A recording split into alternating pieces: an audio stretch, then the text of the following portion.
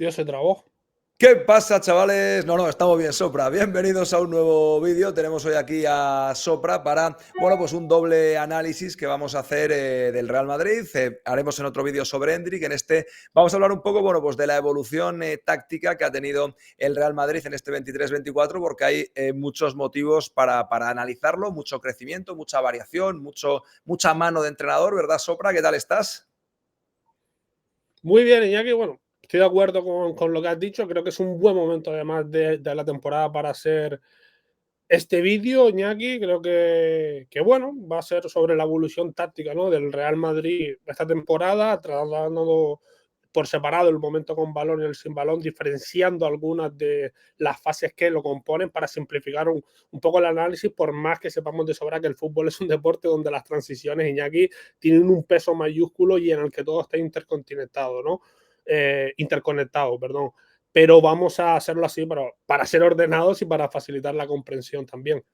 Bien, pues hecha ya esta pequeña introducción de qué va a ir el vídeo, vamos ya al lío, ¿no? Empezamos con sin balón y la presión adelantada, ¿no? Que, por ejemplo, en los últimos partidos contra el Villarreal, pues fue espectacular, Carleto lo destacó, el partido contra el Alavés, pues bueno, no creo que haya dejado grandes cosas, porque el equipo estaba muy cansado, aunque se sacó la victoria, pero bueno, Sí. la presión adelantada.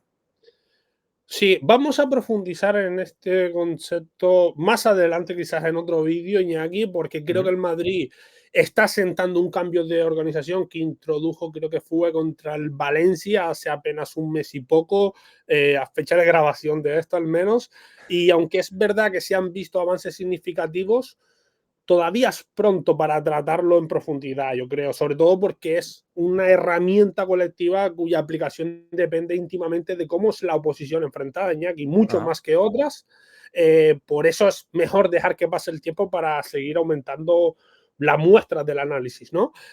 Lo que sí se puede decir es que hasta antes de este mes al Real Madrid le venía funcionando bien en situaciones post pérdida tras haber tenido una posición de calidad o tras forzar situaciones favorables para ganar la segunda jugada tras un juego más directo, ¿no? Eso es una variante que hemos visto en algunos momentos, ya profundizaremos más adelante, ya digo, en otro vídeo seguramente cuando toque, cuando ha intentado, es verdad que cuando ha intentado alzar el bloque para presionar en inicio o reinicio de juego bajo rivales, le ha costado, con la salvedad de ese repunte destacado de ese partido ante el Valencia, situaría yo.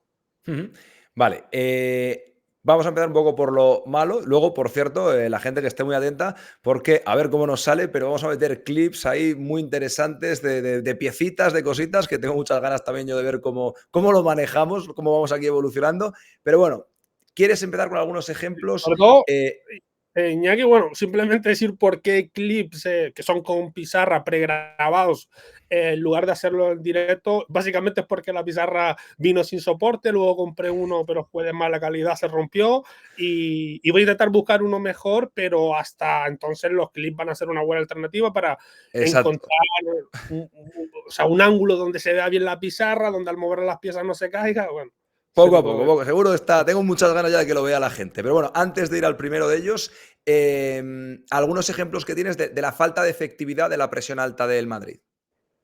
Sí, contra el Atleti, por ejemplo, en la jornada 1, Ancelotti usó un formato de medio campo muy físico y la presión funcionó bien durante los primeros 45 minutos, si lo recuerdas, Iñaki, pero dependía mucho de esa condición física superlativa, Claro. ¿no? Hubo muchas jugadas, hubo muchas carreras de 15, 20 metros en cada presión con jugadores algo fuera de sitio que, claro, como son Camavinga, Claro. Bellingham, Fede Valverde y Tchouaméni compensaban luego, ¿no? Pero eso es algo imposible de mantener durante 90 minutos, incluso con ellos.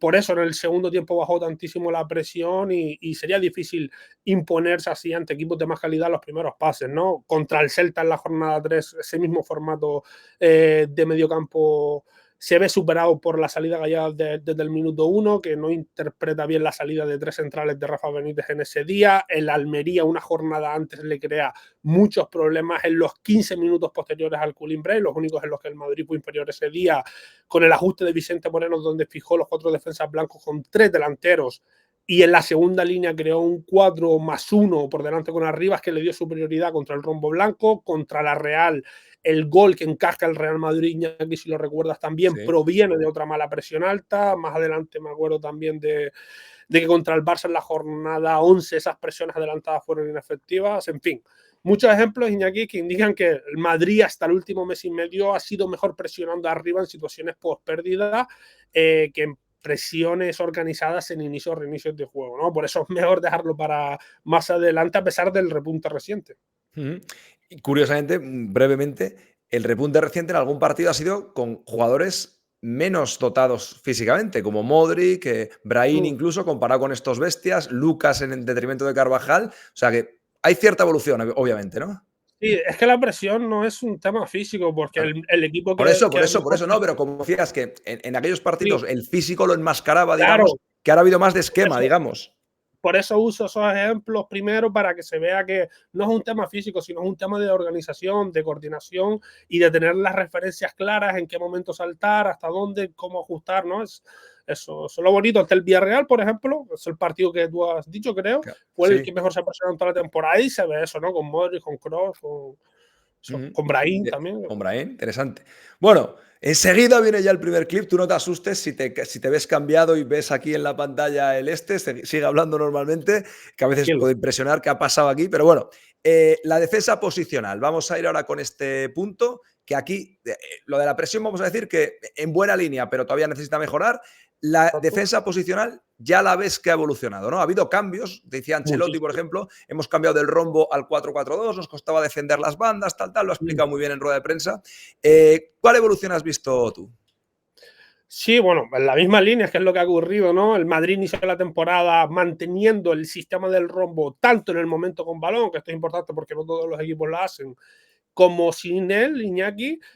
Una vez no había recuperado al intentar presionar alto y buscaba contener un poco más atrás, o bien directamente elegía esperar en bloque medio, ¿no? Mantenía la estructura de 4-4-2 en rombo, ¿no? En esos momentos, lo cual derivaba en un defecto muy serio ante equipos que movían bien el balón, Iñaki, al llegar al círculo central, que era el de la estrechez defensiva de la media, ¿no? Que ya en esos momentos, cuando los puntas y el media punta Bellingham eran superados, el inglés trataba de reajustar la estructura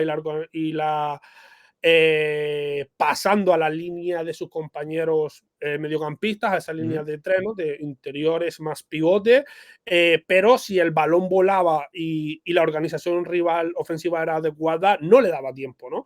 Al Madrid, a efectos prácticos, pasaba a defender en esos momentos en 4-3, ¿no? En sus dos primeras líneas, lo cual daba facilidades a los rivales, como veremos, ¿no? El día del derbi entre el Atlético de Madrid se magnificó un defecto que atentaba contra la estabilidad blanca, ¿no, Iñaki? Pero que ya anteriormente contra la Real Sociedad o contra el Celta se había visto, a pesar de que Claro. el Madrid ganase esos partidos. Ante eso, Ancelotti, como tú, bueno, no sé si lo has comentado el punto que fue, pero apenas después del derby configuró la estructura de su equipo y la hizo mucho más sólida al pasar directamente, tras presiones defectuosas o buscar replegarse, a un 4-4-2 que mantenía las bandas ocupadas con una doble presencia en los carriles exteriores. En el carril central también se pasaba a necesitar correcciones más cortas por acortar los recorridos al meter una pieza más. Y algo, Iñaki, Ujú. muy importante, es que pasó a tener elementos cercanos a las rupturas de segunda línea sobre la saga blanca, ¿no? Eso lo veremos un poco más tarde. Ahora pon, si quieres, bueno, ya lo tienes ahí preparado, el vídeo de este Eh, punto, ¿no? Que es el cambio de Vamos a ello. disposición de. El Madrid son los amarillos, ¿no? Sí, bueno, ahí lo digo, en el vídeo se Bien, bien, ve. venga, vamos a darle, lo escuchamos.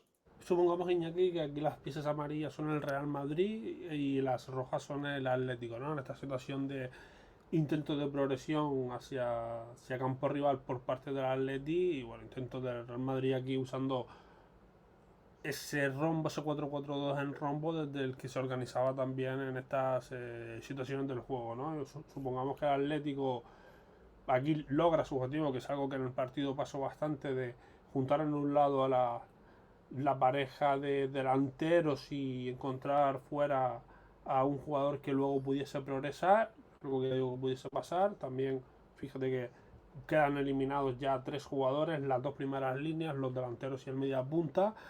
Y el Atleti en este caso lo que hizo es, en función del lado del campo, si era el izquierdo con Saúl y si era el derecho con Marcos Llorente, realizaba una diagonal larga el interior de ese lado activo hacia el central de esa zona, ¿no? En este caso Saúl contra Rudiger, que liberaba a Griezmann, ¿no? Y le hacía reconocerse como hombre libre entre líneas, ¿no? Luego el Madrid, bueno, intentaba cerrarse ese movimiento para no ser ese hombre libre tan dañino a la espalda de la media rival. Como solo hay 3 piezas, pues ya descierra mucho sobre la zona central, permite que juegue hacia afuera en alturas peligrosas sin poder recibir ayuda. Pues lógicamente Rudiger no puede saltar porque tiene esta presencia cercana de Saúl, y en este caso el interior derecho pues también lo tendría dificultado por Griezmann, ¿no? Si viene Griezmann puede romperle por delante, además hay que tener ahí cuidado.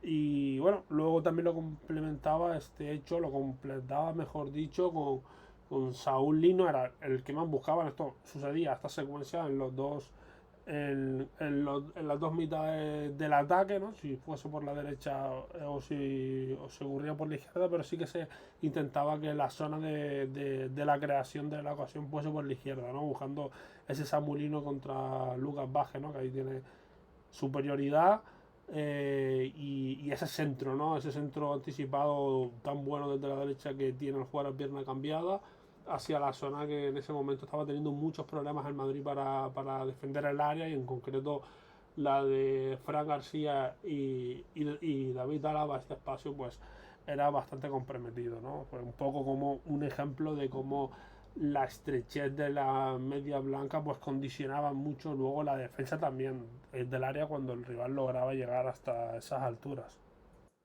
Bueno, pues muy interesante, muy bien explicado, muy smooth. Lo hemos metido además aquí en la transmisión. Claro, y de hecho ese día los 3 goles llegan de centros, si no me equivoco. 2 de Morata y 1 de Griezmann, ¿no? 2 goles de Morata y 1 de Griezmann.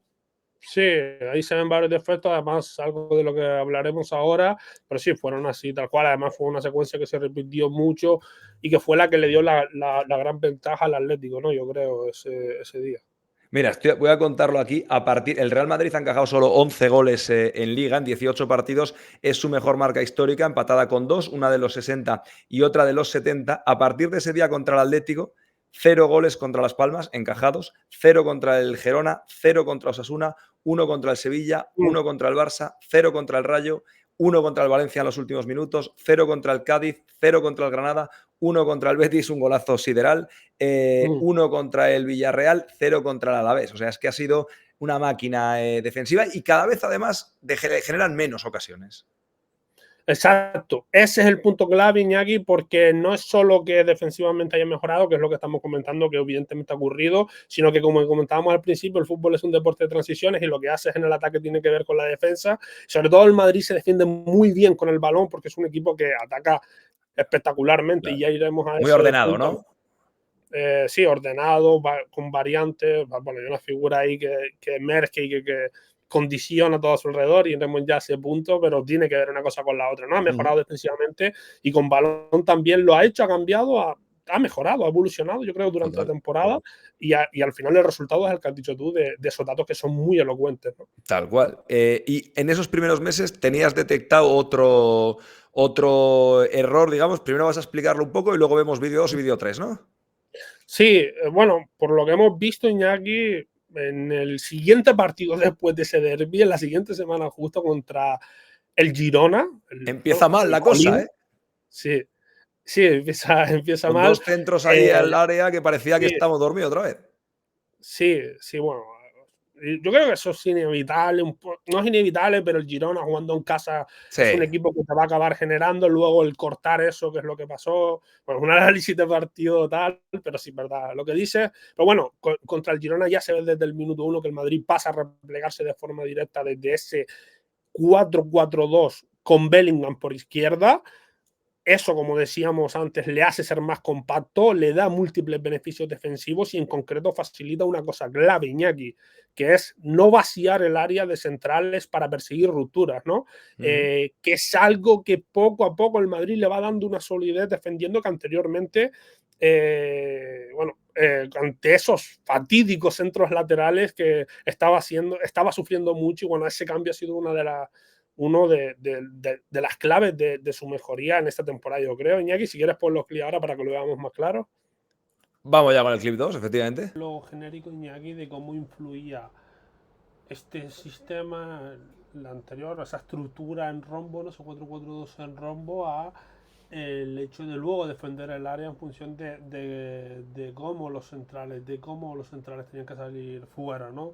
Supongamos que, bueno, una situación donde el rival logra juntar dentro y progresar por fuera, en la que directamente, por ejemplo, el lateral está fijado, bueno, está traído por su par, y el delantero rompe, ¿no? Hacia afuera, recibe y tiene que salir el central, y luego estas situaciones en el área reajustarlas es mucho más complicado.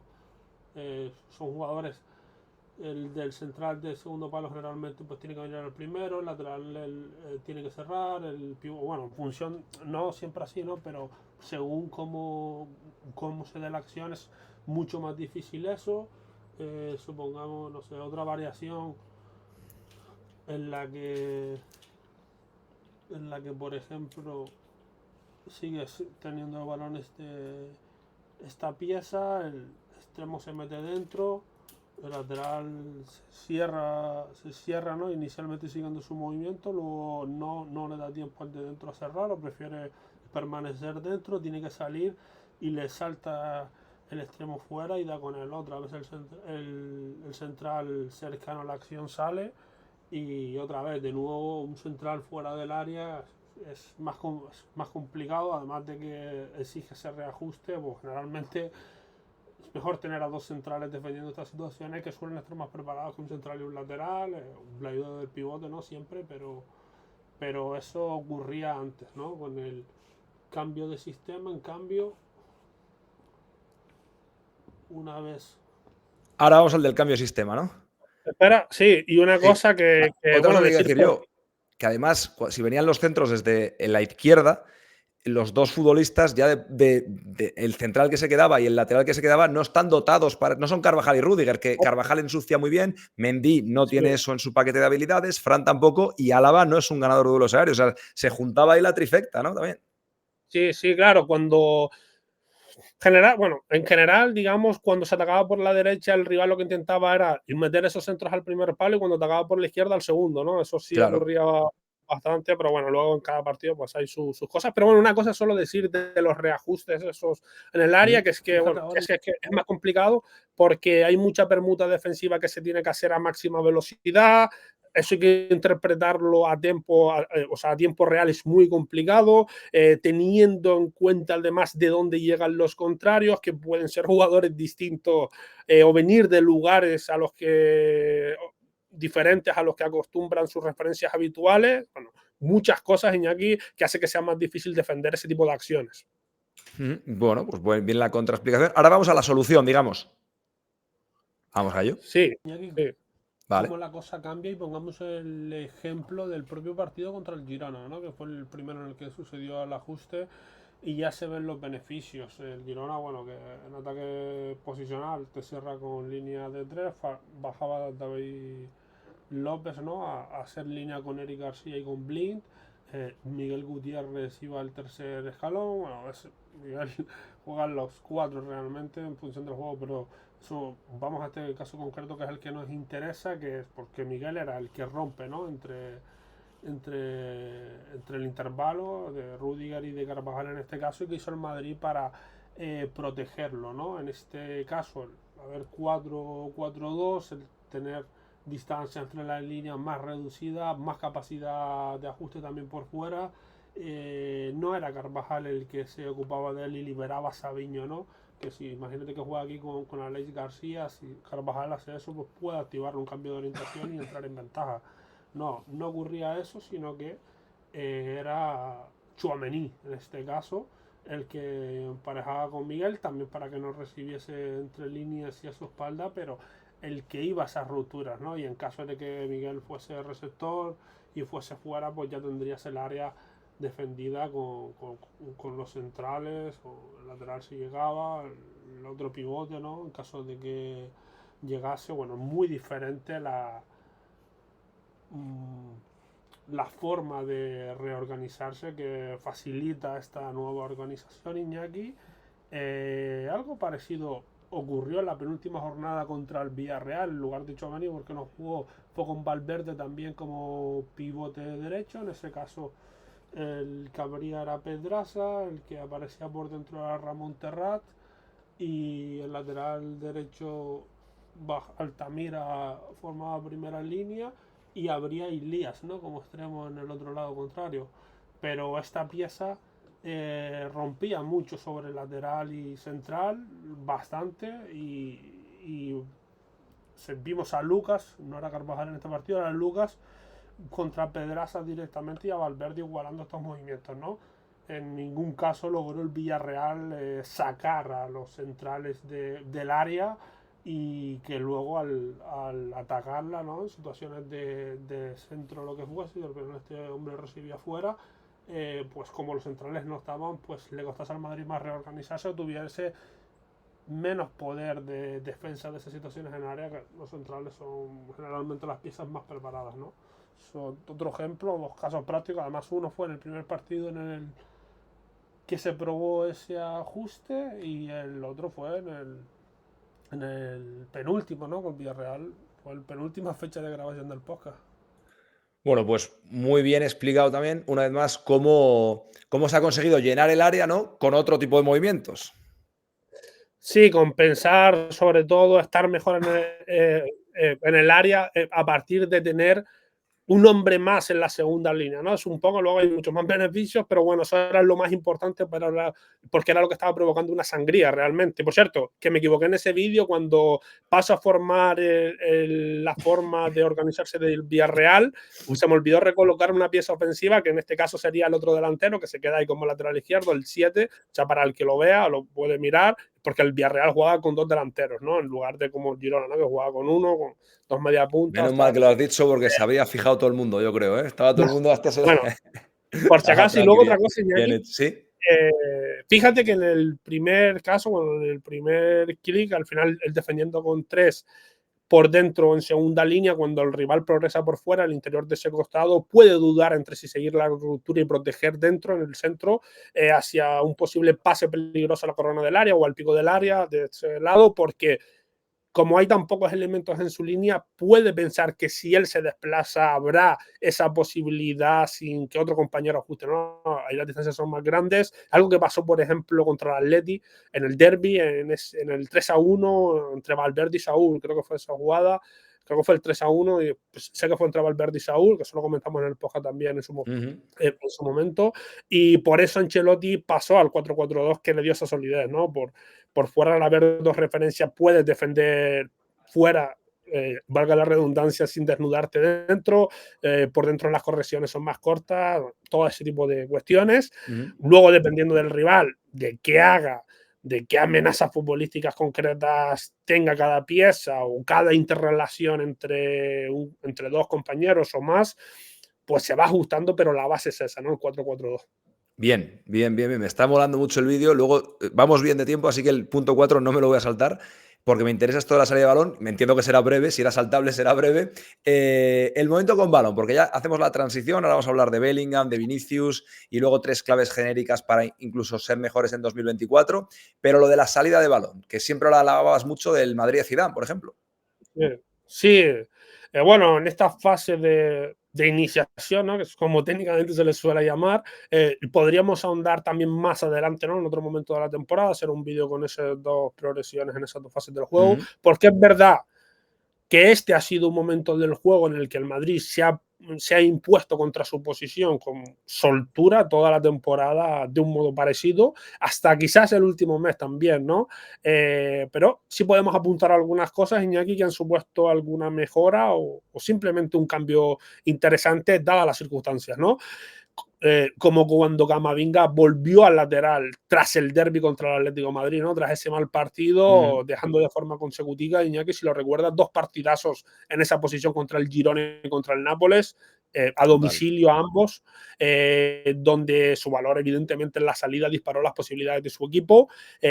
También señalar que, por ejemplo, contra el Sevilla en el Pizjuán, en un campo complicado históricamente y recientemente para el Madrid, con un entrenador nuevo en ese entonces como era Diego Alonso, que eso siempre reactiva la plantilla, le da como más energía. Se vieron mecanismos recuperados de la etapa de Zidane, precisamente lo comentabas tú, que tenían que ver con movimientos complementarios que implicaban que Dani Carvajal apareciese por dentro por sorpresa, ¿no? Eso se complementaba luego, habían cositas ahí. Contra el Girona, no, contra el Valencia. Mira, ayer creo que decía Rioja en la entrevista post partido del Alavés que meten mucha gente por dentro, los laterales y todo. Lo comentaba, creo, ayer Rioja en la entrevista post partido. Sí. Bueno, sí, pues sí, la vi muy de refilón, porque estaba preparando el guión. Pero bueno, sin más, sigue con el tema. Sí, sí. No, habría que ver si se refería a la salida en concreto, Iñaki, o... Claro, puede ser, claro. Habría que ver, ¿no? Ahí el contexto es importante, pero bueno, sí, puede ser, puede ser. Yo no he visto el partido de ayer todavía, estaba terminando algunas cosas del guión, pero bueno, ya lo veré. Como esto es un análisis de la temporada, pues lo que sucediese ayer no cambia nada, ¿no? Bueno, y contra el Valencia... Te lo puedes ahorrar, ¿eh? Te lo puedes ahorrar el partido, ¿eh? El de ayer, Sopra, te lo puedes ahorrar si quieres, ¿eh? Hay que verlo, siempre hay cosas que... Siempre es importante. Sí, no por disfrutar, sino por este seguimiento analítico. Aunque bueno, también me hacen disfrutar detalles que a lo mejor soy más friki, a lo mejor en ese sentido. Que ya me contarás si has encontrado alguna pepita de oro en lo de ayer, ya me lo contarás. Contra el Valencia, decías si ibas a decir algo. Por ejemplo, quiero ver a Tchouaméni de central, que bueno, entró, quiero verlo de nuevo, con 10, ¿no? Creo que es un contexto interesante para ver cómo responde ahí. Bueno, volvemos ya para cerrar este punto, Iñaki, contra el Valencia en uno de los mejores partidos del Madrid del curso. Vimos una novedad muy interesante en salida, influida yo creo en ese momento que por la baja de Kepa, que en concreto y en exclusiva en ese punto del juego estaba haciendo un plus incluso con respecto a Courtois, en esa salida de balón. Esa novedad fue ver a Kroos en el inicio de juego desde saque de portería en primera altura de la estructura de salida, en la misma línea que los centrales.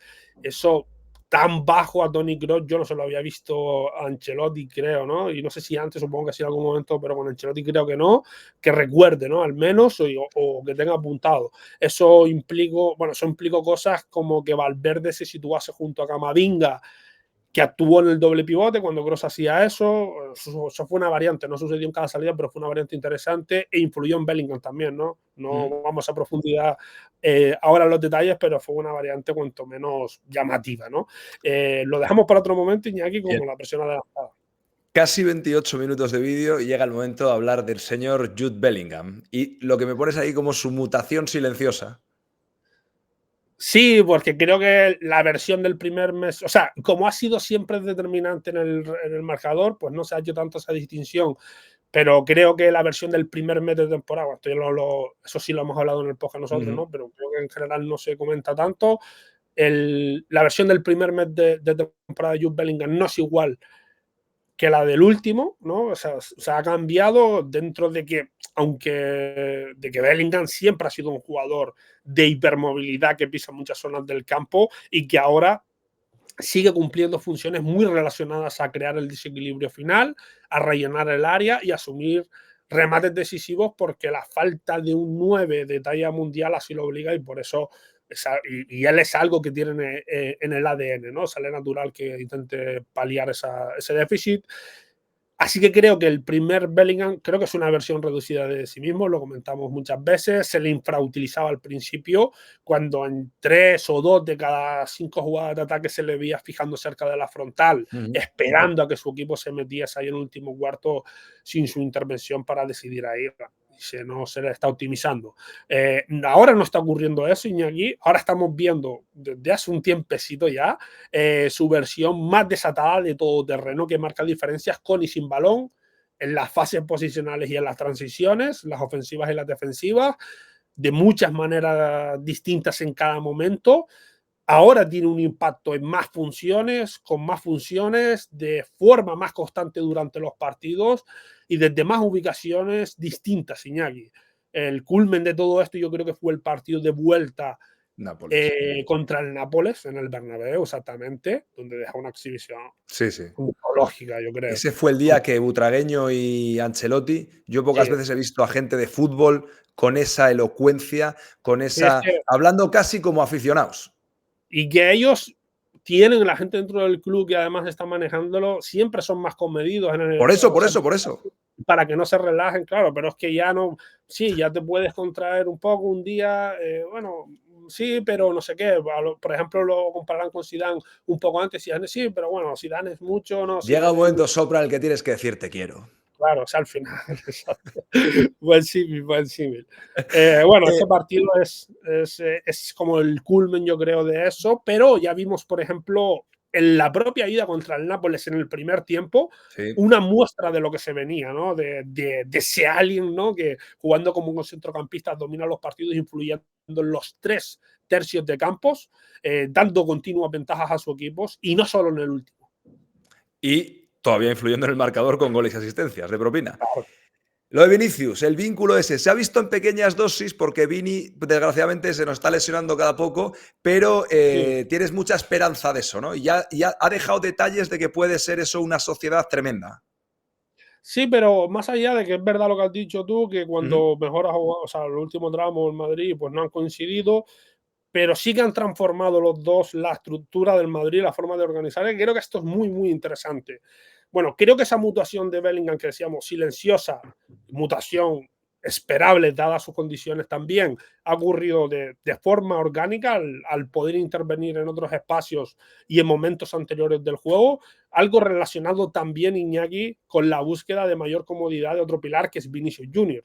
Claro. Vini creo que de entrada con ese rombo se vio perjudicado porque pasó de jugar de extremo a hacerlo de segunda punta, jugando mucho por dentro en espacios nuevos a los que no estaba habituado, fallaba perfilándose en parado, calibrando bien las distancias a mantener para aprovechar por dentro fijaciones de sus compañeros, le faltaban movimientos para recibir en ventaja, los timings de apoyo eran mejorables, incluso sus trayectorias, bueno, todo eso se le atragantaba un poco por dentro cuando pasaba mucho tiempo por ahí, se vio en partidos como ante el Athletic Club de Bilbao o ante el Barcelona, donde Araujo sí que se impone mucho, aprovechando yo creo justo eso, que se cerraba demasiado Vini, además de, bueno, sesionarse con pedirle al pie, al menos en el tramo más largo del partido, en el inicial, los primeros 50 minutos, sobre todo el primer tiempo, y además de espaldas lo hacía, ¿no? Porque no se orientaba bien al recibir parado, ni realizaba trayectorias de apoyo ya que le pusiesen de cara a la meta de Ter Stegen en movimiento, ¿no? No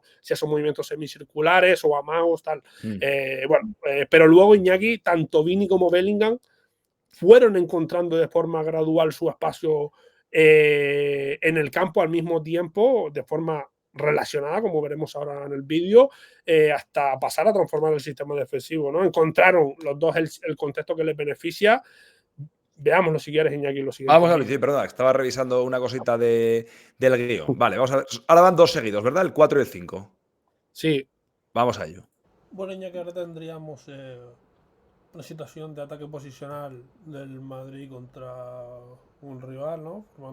Cerrando un 4-4-2 estándar, podría ser cualquier otro sistema y habría matizaciones. Siempre también hay que tener en cuenta que el Madrid realmente nunca ha sido el de Ancelotti un equipo totalmente simétrico, ¿no? Pero bueno, para hacernos una idea, sobre todo los puntos fuertes sí que se reflejan en este sistema que se ve, ¿no? Este 4-4-2 en rombo en el medio, con Vini y Rodrigo dentro, en pasillo central ambos, y Bellingham de media punta, ¿no? Recuerden ya que a principios de temporada, cuando se empezó a usar el rombo, los dos laterales a la vez, muy pronto, muy al principio de la jugada, ganaban altura generalmente máxima. A veces, dependiendo de la posición, pues sí que te parecían un poco más bajo para atraer, pero bueno, generalmente sí que ganaban altura máxima. Cross en ese momento inicial de la temporada seguía haciendo su típico movimiento de lateralización, hacia este espacio liberado por la subida del lateral, ¿no? Para ahí generar a lo mejor saltos de su par y generar espacios a su espalda que luego el Madrid pudiese buscar atacar. El rival aquí, bueno, suele bascular y demás, pero fíjate que esta forma de organizarse, de repartirse el espacio, sí que le impide un poco a Bellingham pesar de forma constante lo que es el lado fuerte del Madrid, que es el lado izquierdo desde hace mucho tiempo, sobre todo con Kroos y con Vini, y con Vinicius en el equipo también, antes Cristiano, Ronaldo, Marcelo también, Sergio Ramos, ahora Álava, que también es el hombre fuerte del primer pase, influyen en ese hecho, ¿no? En que sea el lado fuerte y Bellingham tiene más difícil aparecer, ¿no? Por ahí, o tenía más difícil aparecer al principio de temporada, pues bueno, ya los pasillos, los dos están ocupados por Vinicius y Fran, y es un poco más complicado. Además, como de los de arriba, Bellingham es el que mejor llegada tiene al área. Hacía que se enfocase mucho a ese cuarto final de campo y bueno, la finalización demasiado, ¿no? A principio de temporada para el jugador que es y para las condiciones que tiene, que es para pesar mucho más, ¿no? Vale, y vamos a ir ahora a la corrección, digamos, ¿no? Por decirlo de alguna manera. Ayer, por cierto, mientras lo preparo, hay una imagen en la cual Lucas Vázquez remata absolutamente solo, pero es que es un córner, hay 3 tíos con Bellingham. 3 tíos con Bellingham. O sea, es que la capacidad de atracción que tiene, pues hombre, evidentemente por los futbolistas ven lo que hay. Vamos a la corrección. Cuando llega el cambio, Iñaki, fíjate que al final tiene un efecto dominó muy positivo para los jugadores implicados en cuestión y sobre todo para el Madrid, ¿no? Para el equipo. Vinicius comienza cambia el pasillo de central a lateral, pasa a fijar más por fuera. Eso hace que el lateral ya no tenga que subir de forma permanente, al menos que mida mejor o más, que espacie las subidas. Kroos, por tanto, ya no se puede, ya no necesita tampoco abrirse tanto, ¿no? hacia ese espacio liberado por la subida del lateral, tampoco puede hacerlo, se permanece dentro y eso abre un espacio en el cuadrado derecho, digamos, ¿no? En ese espacio entre volante exterior, lateral, central derecho y pivote derecho rival, que Bellingham empieza a ocupar, ¿no? El delantero luego aquí suele cerrar con central alejado. Carvajal sí sigue subiendo hasta el final de la jugada y luego el que era el interior derecho, bueno, pasa también a ocupar una altura parecida a la de Bellingham, ¿no? Y es un poco esto lo que, pues lo que ha derivado, es un poco esa transformación, como a partir de un movimiento desencadena un efecto dominó que bueno, que reordena las piezas, que en este sentido es muy favorecedor tanto para Vinicius, que ahora vuelve a su hábitat natural, o por lo menos puede volver siempre que quiere recobrar sensaciones. Bellingham no solo se centra un escalón, sino que baja a otro, empieza a tener como un rol más acorde a lo que explota todas sus cualidades, que le permite entrar en juego más veces. Además, su conexión directa con Kroos pasa a ser más de fácil acceso y le beneficia, ¿no? A ambos. También a Kroos el hecho de no tener que cambiar tanto de pasillo, estar más estático, él no ve disminuido su impacto. Pese a eso, le ha venido bien en general a todo el equipo, ¿no? El Madrid, yo creo que cuando ha dado ese paso ha mejorado, yo creo, en la segunda parte de lo que llevamos de temporada. Bueno, pues como digo, aunque luego se ha mantenido, la cabra ha tirado al monte, Vinicius a la banda. Un pequeño comentario que quieres hacer de estos clips, que nos quedan como 7 minutos para rematar el vídeo, vale, con lo de las claves. Primero, bueno, un error que tuve en el vídeo cuando digo que Bellingham se cierra un escalón y baja otro, a lo que me refiero es que realmente se abre un pasillo y baja un peldaño, ¿no? Que bueno, el que le dé para atrás al vídeo pues lo va a ver, un error ahí simple. Bueno, comentario, así es como el Madrid, ¿no? Digamos que es un poco cómo pasó a jugar con doble pivote, pues esto es curioso, porque es algo que ocurre mucho antes de que se lesionen a la vez los franceses y entre Fede por ellos en el doble pivote por Kroos, ¿no? El reparto de espacios ya era así con Camavinga y con Tchouaméni antes que él. y todo deriva del cambio natural de pasillo primero de Vini y luego de Rodrigo, que si Vini mantiene la rutina, pues son jugadores parecidos en ese sentido. En múltiples partidos pasa eso, ese cambio de pasillo al pasar del de lateral central al de lateral línea de fondo, ¿no?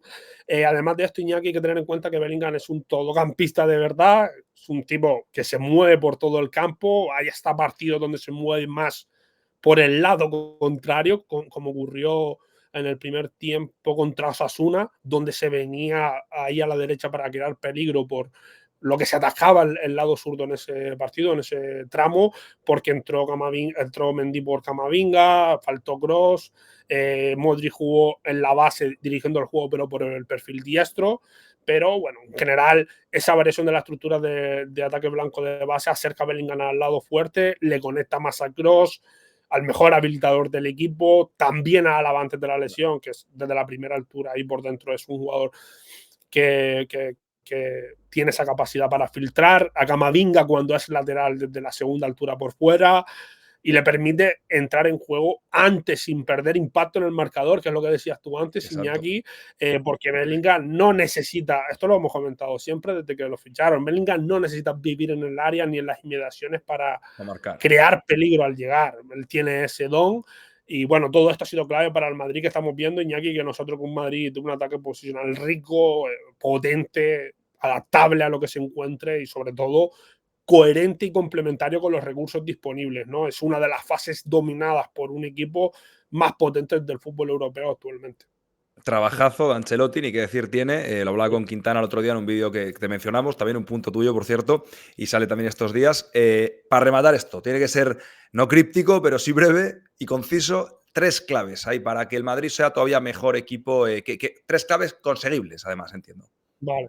Sí, bueno, una es continuar de afianzar esa presión adelantada como recurso dominado, no tenerlos algo que le robó opciones de competir contra el Manchester City, por ejemplo, y que contra los mejores, entre los mejores, suele restar posibilidades porque disminuye la iniciativa que se puede tener, ¿no? Es algo que, por ejemplo, te impide poder fijar el ritmo si lo deseas subir en algún momento determinado, le das demasiado tiempo al rival para ajustarse, para atacarte. Bueno, Iñaki, es depender de que el rival fuerce para poder robar sin riesgos quita muchas opciones, ¿no? Y eso hay que pulirlo. El Madrid tiene esa potencial, además tiene piezas para hacerlo. Bueno, segundo punto, es la utilidad de la primera línea de presión, Iñaki,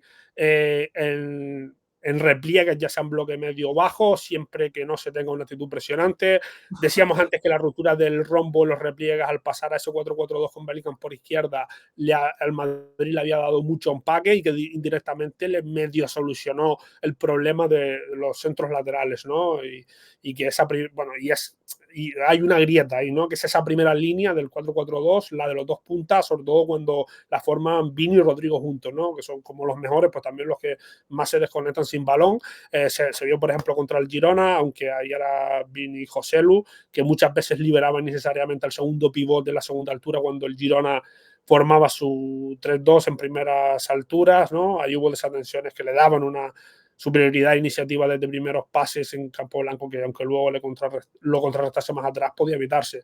O contra el Barça también, cuando la primera línea no basculaba a tiempo ni luego luego cerraba negando a los culés la opción de pase atrás cuando circulaban Araujo, Christensen y Íñigo, esas secuencias donde Vini y Rodrigo eran fácilmente atraídos por un lado y luego no ajustaban, ¿no? Generalmente cuando el Barça lo juntaba en derecha y descargaba hacia Íñigo como receptor liberado en otro perfil sin oposición. Y por último, es algo menos técnico, pero que yo creo que es igualmente o más importante, ¿no? Que es el hecho de que pueda contar con los buenos al mismo tiempo. Estar sanos, ¿no? Estar sanos. Sí.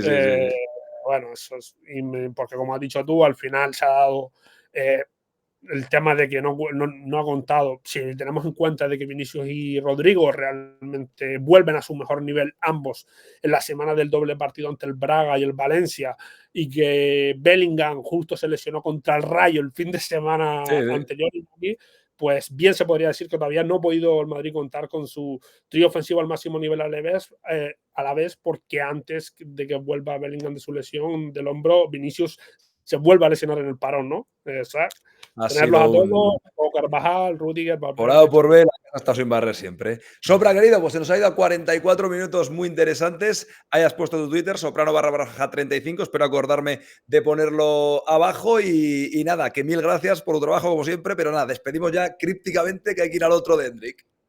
Bueno, hasta el próximo vídeo. Bueno, hasta el próximo vídeo. Dejad 2 likes y apoyad también mucho a Sopra. Adiós a todos.